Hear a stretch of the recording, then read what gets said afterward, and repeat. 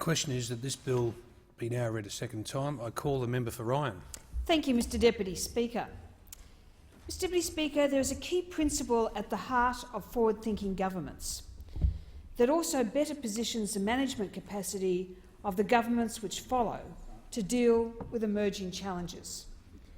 Failing to plan is planning to fail. For Australia, this is particularly true when it comes to old age and retirement. While most people want to grow old in their own home, in the neighbourhood they know, and within easy reach of their family, friends and community-centred support networks that have grown up around them, sometimes our elderly, unwell and frail family and friends need a level of care that can only be delivered in care facilities or a nursing home. And the electorate of Ryan has 13 various homes and care facilities. So, Mr Deputy Speaker, one of the biggest challenges Australia faces is how we're going to house, service and look after our ageing population. The latest intergenerational report, for example, showed life expectancy was currently 91.5 years for men and 93.6 years for women. But this would increase to 95.1 years for men and 96.6 years for women in 2054-55. And there is reason to expect that some of us will still be around, with about 4.9% of the population, or nearly 2 million Australians aged 85 and over, in just 40 years. Mr Deputy Speaker, while our aged care system is world-class, people are living longer as a result of better health and better care. And we need to make some fundamental changes now to ensure the system is more sustainable and affordable in the future. The Coalition Government is working to ensure the sustainability of aged care is not put at risk, ensuring that we will be able to provide quality care for older Australians now and into the future. The Australian Government provides aged care funding for residential aged care and a range of community care services, including care in the home. It is encouraging that those opposite agree with us that there will always be a safety net and that people who can afford to contribute to the cost of their aged care should do so. Mr Deputy Speaker, the changes we are implementing today are designed to make the aged care system more sustainable, more efficient, more flexible and easier to access and navigate. Moving towards consumer-directed care is a big part of the changes we are making to the aged care system that will mean people will have greater choice and care will be based on needs. As I said at the start of my contribution, failing to plan is planning to fail. The 2015 intergenerational report shows how Australia may change over the next 40 years. While it projects income growth will slow, it also shows that Australia can continue to prosper by making the best of our circumstances and opportunities, including by reforming the tax system to promote jobs, growth and opportunity.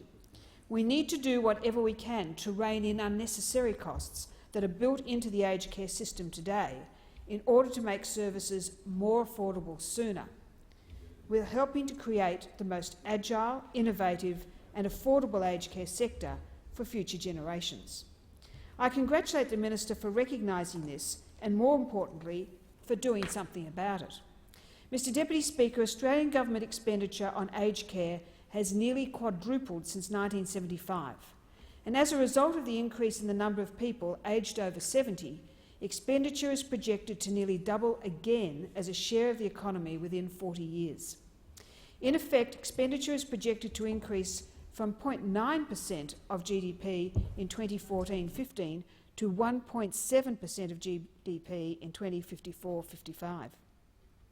This is an increase from $620 to $2,000 in real per-person terms.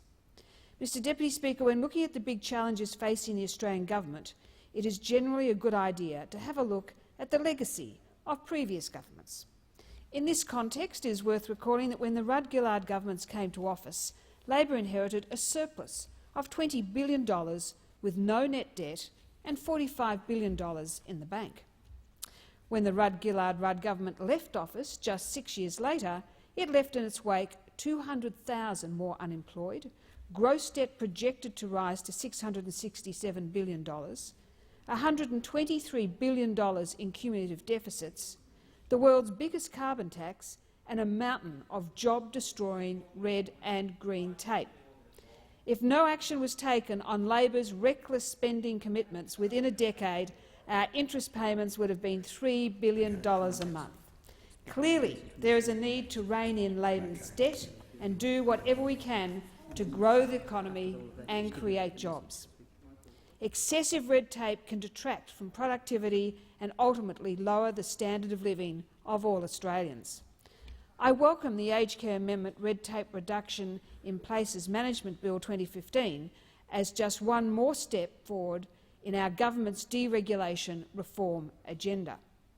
There are significant costs for businesses associated with various government laws, regulations, licences, approval processes and compliance, on top of all the various government taxes, fees and charges. While there is always a role for government to set quality standards and protections for consumers, too often the process loses its sense of purpose and grows at a disproportionate cost for service providers.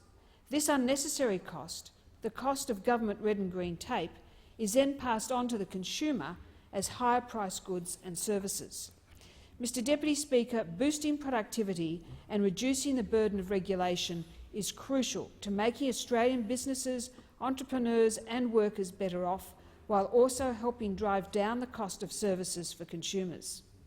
On this side of the House, we believe government should be an enabler. Sometimes the best thing we can do to make more services more affordable and more accessible for more of those who need it is for government to do less. The amendments in this bill aim to reduce red tape in aged care places management by better aligning the current business realities of approved providers and removing the need for them to seek approval to transfer residential, home care and flexible aged care places to another approved provider. This bill goes some way to chipping away at the mountain of red tape Labor left in the aged care sector and is consistent with the Coalition's commitment to reduce red tape by $1 billion a year. Mr Deputy Speaker, there is an identified need to reduce the red tape burden on approved providers to enable and support more efficient and effective management of aged care places. I commend the Minister for dealing with this issue in this bill.